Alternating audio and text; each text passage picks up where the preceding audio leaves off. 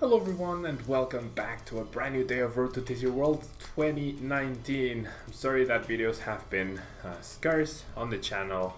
I've been having a lot of technical issues and I've also been pretty busy with coaching people and getting them ready for regionals, so I've had very little time, but this week I'm hoping to be able to stream a lot more, and at the very least I hope to have daily videos if I can. We'll see on the channel, but I wanna put in more effort to the content creation part of Tablemon, because it's definitely been a bit slacking, mainly because I've been super busy with a lot of stuff. But I hope you guys will understand. And so we're not gonna be featuring a Nidoqueen deck. Nidoqueen is just my favorite Pokemon, and we are going to be talking about the top 5 decks of standard format right now, the tier 1 decks, if you will. Right now, we just had a back-to-back weekend of expanded regionals, but the next North American regional event is in Denver in 2 weeks' time. So I'm sure a lot of you guys are deciding what you want to play. There's a lot of options out there in standard, just like in expanded, but I do think there's a very clear top 4 or top 5 decks. The fifth one, which is Blacephalon, is arguably perhaps the weakest link of the top 5 decks, but it obviously won the last standard regional, and it has been consistently getting good results since it came out, so this is why I am including it. But the other 5 decks, or the total of top 5 decks that we're going to be talking about today, is Blacephalon, Pikachu Zapdos, Ultra Necrozma Malamar, Ultra Beasts Zapdos, and then Zork, Lycanroc, Lucario. So let's get right into it, shall we? I'm going to start with Blacephalon. I'm going to go in that order, but these are in no specific order of which one I think is the strongest or not, okay? So we have Blacephalon, pretty powerful deck, very straightforward, has 4 of pretty much all the important cards and has a bunch of energy, so you're not going to be missing energy drops. You do have up to 16, which is a lot, and that is because Blacephalon, being an Ultra Beast with 180 HP, has the attack Mind Blown, which deals 50 damage for each fire energy you decide to send to the Lost Zone with that attack. Yeah, so that's why we want a lot of energy, so that we can deal a lot of damage. Bursting Burn, your opponent's active Pokemon is now burned and confused. Pretty solid attack to try and buy yourself some time or lead with. And then we have Burst GX, which discards one of your prize cards, so you essentially take a prize card, and if it's not an energy, you discard it. If it is an energy, you get to attach it to one of your Pokemon. So very solid attack, very solid card, and it is paired up with Nagnadel, which is another Ultra Beast, 130 HP, and its ability Charging Up allows you to attach a basic energy card from your discard pile to this Pokemon. So a very solid ability. You get to load up your Naganadel very nicely, but more importantly, you get another energy in play, which Blacephalon can send to a Lost Zone in order to increase your damage output.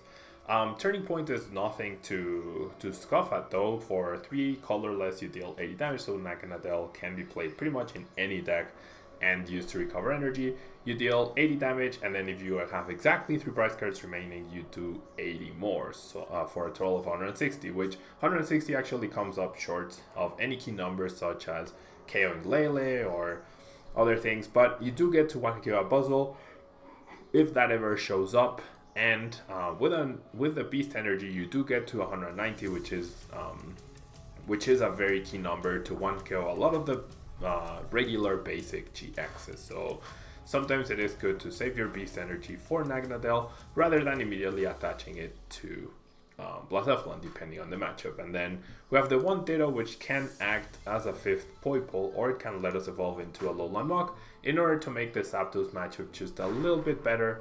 Otherwise, Zapdos can get a little bit out of control. You could end up playing 3 Poipole and then 1 Alolan Grimer and 1 Ditto, the Psychic Grimer definitely, because you do have Mysterious Treasure. But I do like the consistency of the 4 Poipole. Now, support-wise, we have 2 Marshall and 1 Lele.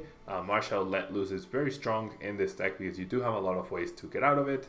Quite a few supporters, you don't need a lot to get going, and you do have a lot of searching cards with the Mysterious Treasures, the Ultra Balls, the Heat Factory, and the Ultra Space.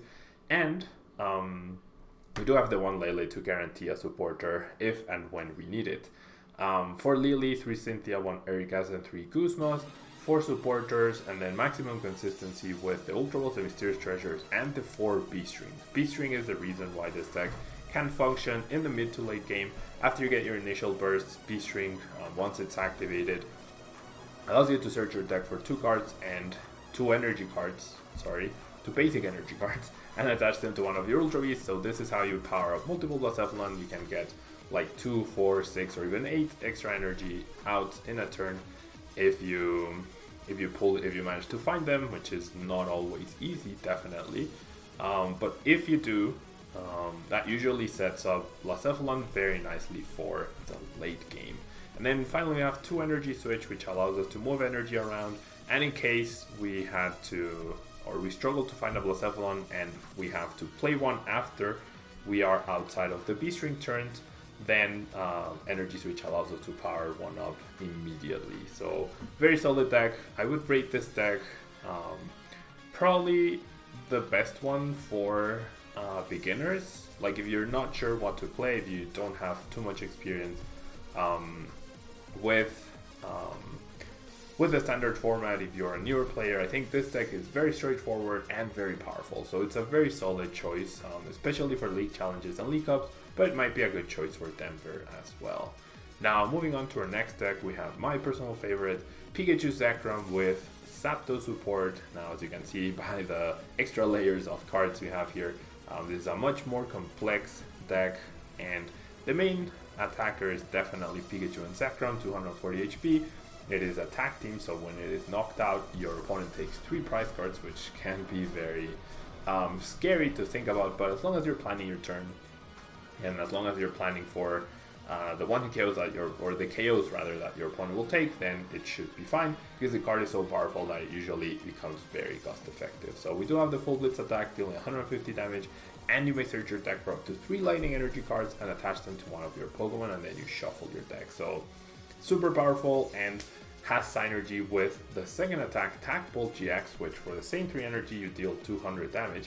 However, if this Pokemon has at least 3 extra lightning energy cards attached to it, in addition to what it already needs to use the attack, then you get to deal 170 damage to one of your opponent's bench Pokemon. So super solid attack, very, very powerful, and has synergy with Full Blitz. Usually you're gonna find yourself hard pressed to justify powering up Pikachu and Sacrum GX because your opponent will likely have a threat to deal with it. Most of the time it's much better to power up a bench Pikachu and Sacrum, but there are other times where you just have to go all in on the Pikachu and Sacrum in order to try and win the game.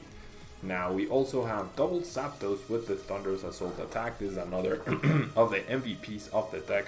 You have 110 HP, which is a very solid number, and then Thunderous Assault only deals 10 damage, but if Zapdos was on the bench this turn, you get to deal an extra 70, which is very powerful. The damage is not affected by weakness. There isn't any lightning resistant Pokemon, I don't think, so essentially you don't apply weakness or resistance for this attack, but not applying weakness can be important because of the Zapdos mirror matches. But a very solid non-GX attacker to pair with Pikachu and Sacrum, and then in order to support both of these guys, we have a whole array of other lightning type Pokemon. We have Zeraora GX, 180 HP, gives us free retreat with its ability Thunderclap Zone, and has a really nice attack.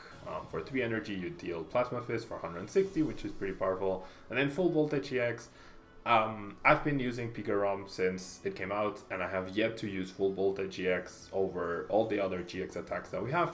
But it is an option which allows you to attach 5 basic energy cards from your discard pile to your Pokemon in any way you like. Now, we have the Coco GX, 170 HP. Its ability Air Trail. When you play this Pokemon from your hand onto your bench, you may move any number of lightning energy from your other Pokemon to this Pokemon, and if you do, you switch it into the active. So Tapu Koko GX can be a very nice surprise from your hand, and with Electro powers, we can make sure that either Sky High Claws can deal 130 or more to get a surprise KO, and Tapu Thunder GX also deals 50 damage times the amount of energy your opponent has in play, so pretty powerful attack for the mirror matches, especially after they have used a full blitz and decided to power up their bench. But also, if we're falling behind against a Zoroark deck, which gets greedy and attaches 2 DCs, then Tapu Thunder GX can just get a KO out of nowhere. Now, we also have the 1-1 Jolteon GX line. This is important to counter Vileplume, especially in a best of 3 setting. Perhaps for League Cups and League Challenges, which are best of 1, you don't need the Jolteon because you're likely not going to face any Vileplumes. But for a best of 3 regional, you definitely need Jolteon GX for support, 200 HP. Its attack Electro Bullet deals 30 damage and then 30 to the bench. We all know and love our Jet Punches, so Electro Bullet is essentially Jet Punch. And with Electro Powers, we can actually deal even extra damage with it, which is very, very nice. And then the 2 other attacks are very cost effective. Headbolt, 110 for 2 energy is pretty nice. And Swift Run GX, 110 for the same 2 energy, but you become immune to all effects of attacks and damage done to Jolteon during your opponent's next turn. And the free retreat to top it off, it's a very well-rounded card, very, very useful. And supporting this cast, we have the 1 Marshadow Let Loose, the 1 Tablemon GX, and finally we have the 3 Jirachis. Jirachi is my personal favorite card of the format right now. I think Jirachi is the best card in the format, and that's why Alolan Muk. It's either you play Jirachi or you play Alolan Muk. To counter the Jirachi, there's very little wiggle room to go in between that. Blacephalon manages to pull it off a bit, but that's why I deem it, I guess, the weakest deck between the 5, and it does play its own Alolan Muk to stop Jirachi.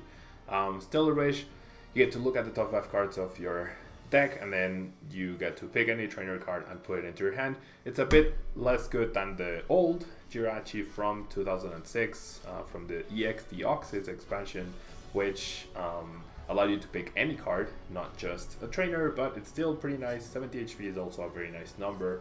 Just 10 above 60 is pretty key. And then the 1 Retreat Gust and the Falling Asleep is no problem because we do have escape boards.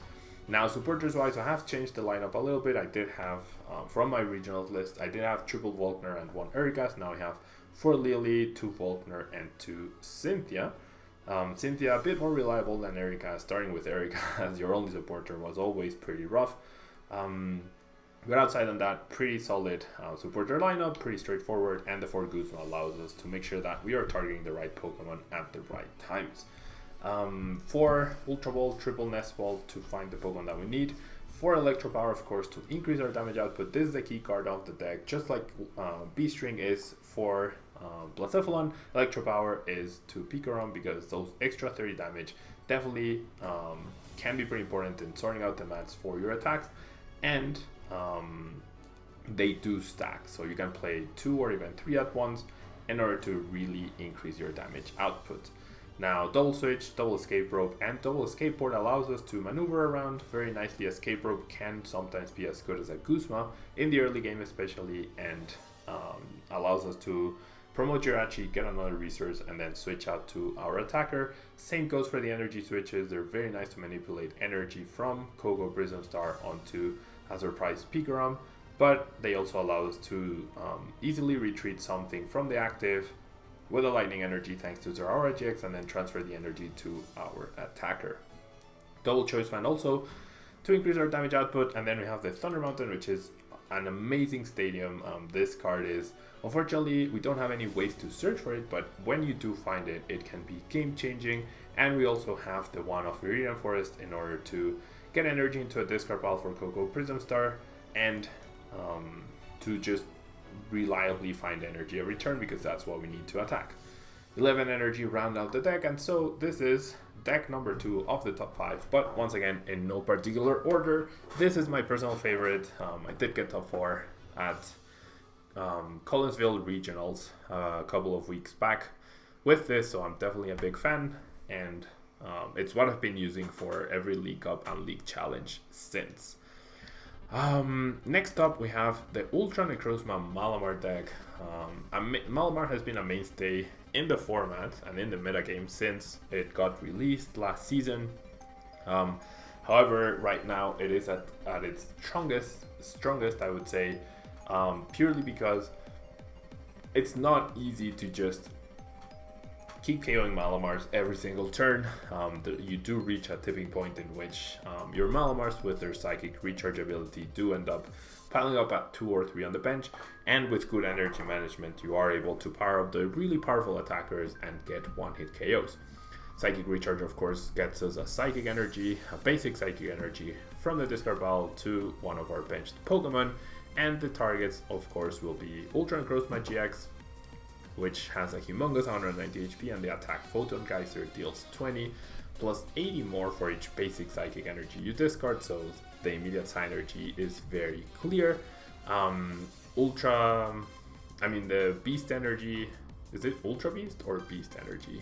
Yeah, just Beast Energy. The Beast Energy and the Choice Bands do really make maths very nice, because if you discard 2 Psychics plus a Choice Band, then you are dealing 210 damage, which is a key number to one hit KO Zoroark, Lucario, and Lycanroc.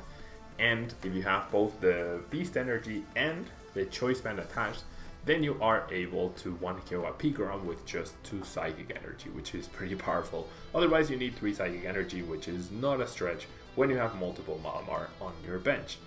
Now we have Mimikyu and Gengar as well. Well, Gengar and Mimikyu. I don't know why I keep calling them the other way around. Humongous 240 HP, a very nice tag team, very powerful. Poltergeist deals 50 damage, and your opponent reveals their hand. This attack does 50 damage for each trainer card you find there. So, the fact that it costs only 2 energy is very nice, because you only need 1 Malamar essentially to power it up out of the blue, and then once you do, or that's the main idea, I guess, behind it, because like if you bench it, then your opponent might try to actively get rid of their trainers, and I guess in today's meta, if you're facing Malamar, you should always expect Gengar and Mimikyu, and you should always try to play around Poltergeist if you can. But because of Horror House GX, which when used, your opponent can't play any cards from their hand, and that doesn't let them remove any of their cards, and if you have an extra Psychic attached, then they draw up to 7. Both players draw up to 7, so in those extra cards that they draw, they might get those trainers that you need in order to get a 1 KO with Poltergeist. 240 HP is also a very key number, because if you use Horror House GX against a Pikachu, for example, even if they have a Choice Band attached, the most damage they will do is 230, yeah, because they can't play Electro Powers from their hand, so you will always survive attackable GX that way.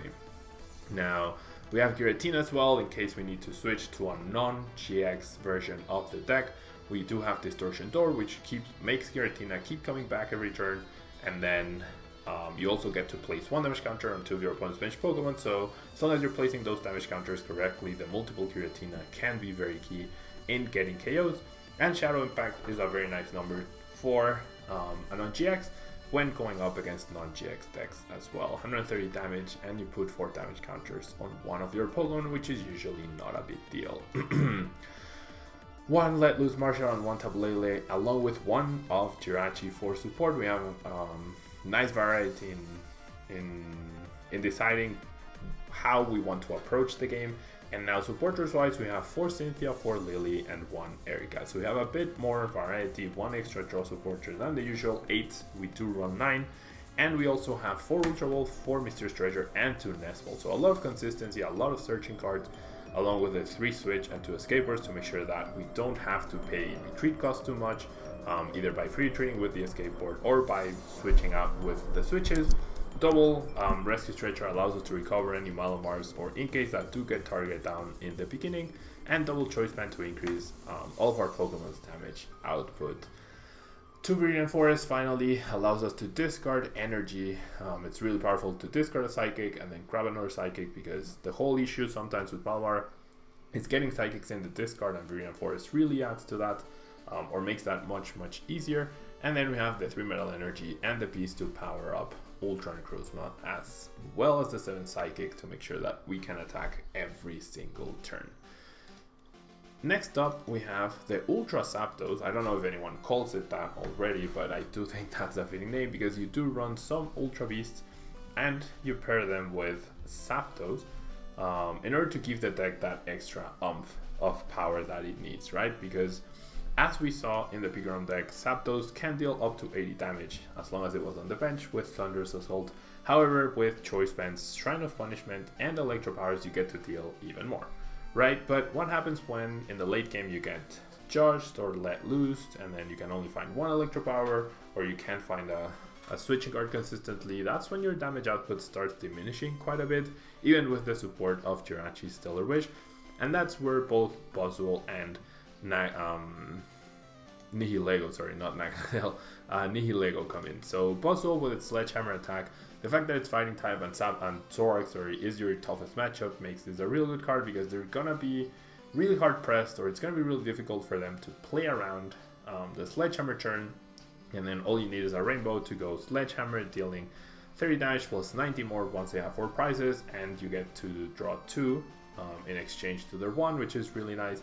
And then we also have Nihilego with its Nightcap attack, which if your opponent has exactly 2 prize cards remaining, you get to choose one of your opponent's Pokemon's attacks and use it as this attack. So this attack is super versatile, but it's also pretty good against Zoroark because they will eventually have things like Lycanroc down, so you can copy Dangerous Rogue GX and get another KO that way. So these are mainly ways to give more versatility to the deck, give it more of a surprise factor, but they especially help in the Zoroark matchup. Now we have our Jirachis, we have an Absol to try and stop opponent's Jirachis in the mirror match with the Dark Ambition ability. The retreat cost of basic Pokemon of your opponents is 1 colorless more, therefore Jirachis becomes 2, and even with the escape board they can't free retreat.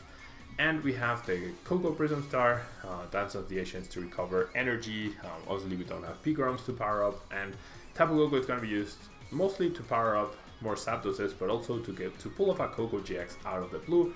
After we have gone through a few lightning energies, we can use Coco Prism Star, establish energies, and then play down Tapu Koko GX to absorb said energies, and then Aero Trail, and then use either Skyhide Claws or most likely Tapu Thunder GX. And finally, our defense against Muk with this deck is obviously Guzma plus Electropower to KO it, but we do have Substrika with its ability Sprint, which allows you to discard your hand and you draw 4 cards. So if Jirachi is shut off, you still have a way to draw even more cards. For Lily, for Guzma, to Cynthia, and the 1 Volkner, so less, more reliance on Jirachi, less draw supporters, but the deck is a lot more straightforward, I would say. We do have the 4 Nest Ball and 3 Ultra Ball to find the Pokemon that we need. We have the 4 Electro Powers. Once again, these are the key card that makes this deck actually good. Yeah, that makes this deck actually good. And we do have 3 switches and 2 escape ropes in order to switch out consistently, along with double choice band and double escape board for our tool cards to increase damage output and be able to retreat. Now, because of the presence of Absol, because this deck became so popular and so powerful, Absols were starting to pop up everywhere, and so that's why we decreased the amount of escape boards and we increased the amount of just raw switching cards. 3 Shrine of Punishment help us with our damage output. Once again, we don't mind damaging our Coco GX too much because it's just going to be a late game tool, but we do have the 1 Beast Energy, the 4 Rainbows, and the 5 Lightning, so a lot of ways to power up all of our attackers. And this is a non-GX deck. You just try to get better trades with your non-GX against their GXs, and whenever you can pull off a 2 prize knockout with a single Zapdos, that's when the battles really turn around. So stacking up your Electro Powers in your hand can be pretty important. Now finally we have Zoroark, Lucario, Lycanroc, a deck that both that got second place at both the Australia International and at Collinsville Regionals. Played by Stefan and Daniel Altavilla, 2 really good players. We have our good old friend Zoroark with its ability trade. You get to discard a card and then you draw 2 more. 210 HP, which is a really nice number, and then Jirachi is dealing 20 damage for each of your Pokemon in play. Pretty powerful card, but a really good support Pokemon. Because with all the lightning type decks, and especially Pikarom, it can be really tough on Zoroark, so that's why you have the double fighting partners. We have Lucario GX, 210 HP. Its Aura Strike attack lets you 1-kill a Pikarom, essentially deal 30 damage, plus 90 more if Lucario evolves from Riolu this turn. Key aspect from Riolu, not from Ditto, because if you evolve from Ditto, then you're only going to be dealing 60 damage. And then we do have Cyclone Kick for 3 energy, 130, and then Cantankerous Beatdown GX, dealing 30 damage for each damage counter on this Pokemon. But usually Aura Strike is the main attack that we are going to be using 99% of the time. as it does 120, and because Pikachu is weak, then you get to deal 240 damage. Now, next up we have Lycanroc GX dealing 200, with 200 HP. The ability is amazing. It's probably one of the best abilities out there.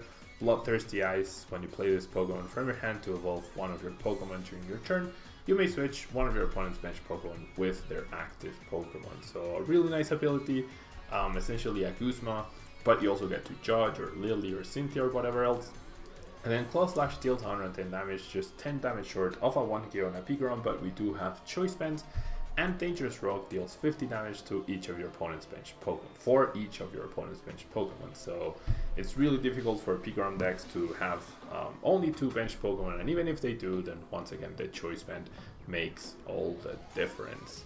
So really powerful attacks, really powerful card, and especially Dangerous Rogue GX is essentially a 1K button you can push at any given time, because we do play a counter game so that it costs a single fighting. Now we have the 1-1 Grimer line for support.